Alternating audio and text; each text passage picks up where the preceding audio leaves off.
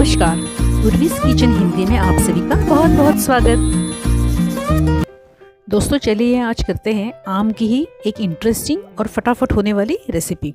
चलिए आज बनाते हैं आम की बर्फ़ी यानी मैंगो बर्फ़ी। तो आइए इसकी विधि और सामग्री देखते हैं।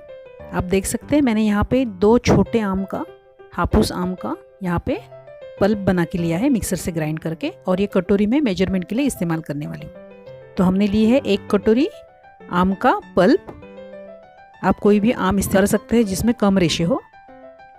मैंने 2 कटोरी यहाँ पे डेसिकेटेड कोकोनट लिया है, यानी ड्राई कोकोनट जो मार्केट में अवेलेबल होता है। अगर आपके पास नहीं हो तो आप ड्राई कोकोनट को ग्रेट करके उसका जो काला हिस्सा होगा वो निकाल दीजिए और बचे हुए ड्राई कोकोनट को मिक्सर से निकाल लीजिए।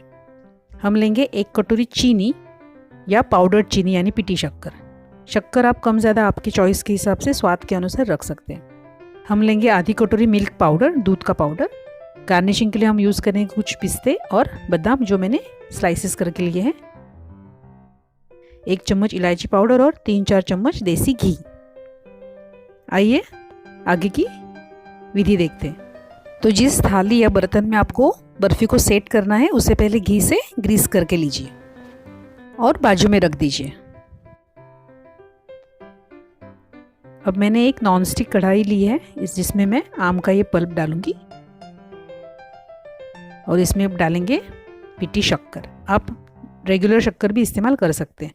अभी मैंने गैस ऑन नहीं किया है। पहले हम इस चीनी को अच्छे से आम के पल्प में डिज़ोल्व कर लेंगे, ऐसे लगातार हिलाते हुए चम्मच से। ये देखिए 1-2 मिनट में ये चीनी पूरी तरह से पिघल जाएगी। फिर आप गैस ऑन कर दीजिए और इस मिश्रण को लगातार ऐसे चम्मच से हिलाते रहिए ताकि वो नीचे लगे नहीं और जले नहीं। पिटी शक्कर की वजह से ये शक्कर पिघलाने की प्रोसेस थोड़ी जल्दी हो गई है। तो 3 मिनट होने के बाद हम इसमें 1 चम्मच देसी घी डाल देंगे। इस घी की बहुत बढ़िया खुशबू और स्वाद इस बर्फ़ी में आएगा और फिर से इसे हिलाते रहेंगे। आप देख सकते हैं मिश्रण अच्छा गर्म हो रहा है। 3-4 मिनट के बाद हमें इसमें डेसिकेटेड कोकोनट यानी सूखा नारियल इसमें डालना है। डेसिकेटेड कोकोनट के बजाय आप ताज़ा ग्रेट किया हुआ फ्रेश नारियल भी इस्तेमाल कर सकते हैं। आपकी बर्फ़ी उतनी ही लजीज और टेस्टी बनेगी। अब 2-3 मिनट इसको अच्छे से हिलाने के बाद इसमें और 1 चम्मच घी ऐड करेंगे और फिर इसे सारे इंग्रेडिएंट्स को अच्छे से मिला लेंगे। ये देखिए इस प्रकार। तो हमें इस मिश्रण को तब तक हिलाते रहना है जब तक बर्फ़ी की कंसिस्टेंसी ना आए, मतलब ये मिश्रण पैन को छोड़े नहीं। अब इसमें हम डाल देंगे आधा कटोरी मिल्क पाउडर। मिल्क पाउडर की वजह से इस बर्फ़ी की टेस्ट एकदम हलवाई के यहाँ मिलने वाली बर्फ़ी की जैसे हो जाती है। तो इसे अच्छे से मिक्स कर लीजिए चम्मच से लगातार हिलाते हुए, और बस और 2 से 3 मिनट हमें ऐसे इसे कम आंच पे हिलाते रहना है।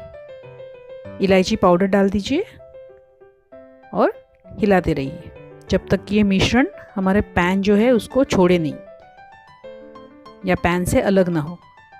ये देखिए आप देख सकते हैं अब मिश्रण पैन छोड़ रहा है। इसका मतलब है हमारी बर्फ़ी की कंसिस्टेंसी लगभग आ चुकी है। ये देखिए इस प्रकार, है ना।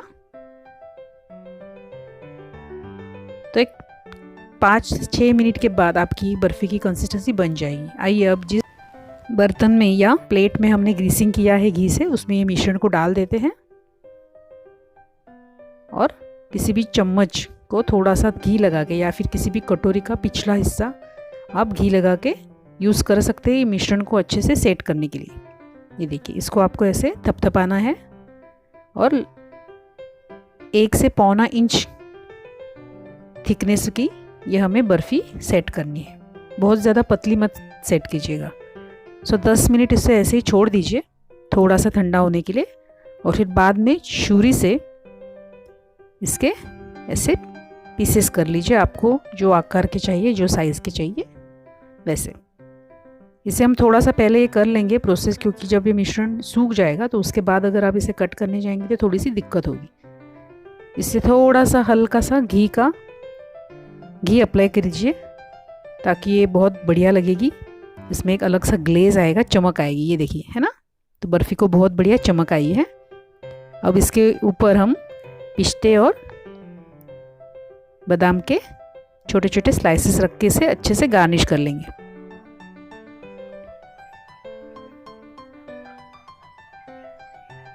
ये देखिए, है ना। तो चम्मच से इसे थोड़ा सा प्रेस कर दीजिए इस ड्राई फ्रूट्स को, तो वो अच्छे से इसमें बैठ जाएंगे। अब इसे हमें 2 घंटे के लिए फ्रिज में रखना है सेट होने के लिए। 2 घंटे हो गए हैं, चलिए देखते हैं हमारी मैंगो बर्फ़ी यानी आम की बर्फ़ी कैसे सेट हुई है। ये देखिए, वेरी नाइस। आप देख सकते हैं बर्फ़ी बहुत अच्छे से सेट हुई है। अब इसे हल्के हाथों से डीमोल्ड कर लेते हैं। उससे पहले एक बार फिर से छुरी से इसे, जो पहले ही हमने इसको शेप दे के रखे थे, उस पर चला लीजिए तो बर्फ़ी आसानी से निकल आएगी। ये देखिए, है ना, एकदम बढ़िया और एकदम इजी। ज़रूर ट्राई कीजिए आप और मुझे बताइएगा आपकी बर्फ़ी कैसे बनी थी। मैं आती रहूँगी आपसे मिलने बहुत सारी इंटरेस्टिंग रेसिपीज़ के साथ। तब तक स्वस्थ रहिए, मस्त रहिए, खाते रहिए और गाते रहिए। खाता रहे मेरा दिल। इस बर्फ़ी को आप किसी भी अच्छे सूखे कंटेनर में रख के फ्रिज में 5 से 6 दिन के लिए अच्छे से रख सकते हैं। उर्वीज़ किचन को अगर आपने अभी तक सब्सक्राइब नहीं किया है तो ज़रूर कीजिएगा और लिंक अपने दोस्तों और परिवार के साथ शेयर कीजिएगा। Thank you. चटपटी और मज़ेदार रेसिपीज़ देखने के लिए उर्वीज़ किचन हिंदी को सब्सक्राइब कीजिए और बेल आइकॉन का बटन प्रेस कीजिए। Thank you.